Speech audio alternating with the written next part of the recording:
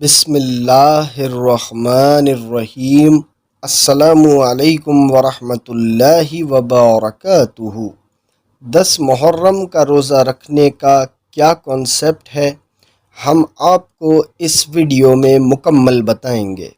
صحیح البخاری کی ایک حدیث میں آتا ہے، ہم رمضان کے روزے فرض ہونے سے پہلے عاشورے کا روزہ کرتے تھے، اور وہ ایسا دن تھا اس میں کعبہ پر غلاف بھی ڈالا جاتا تھا۔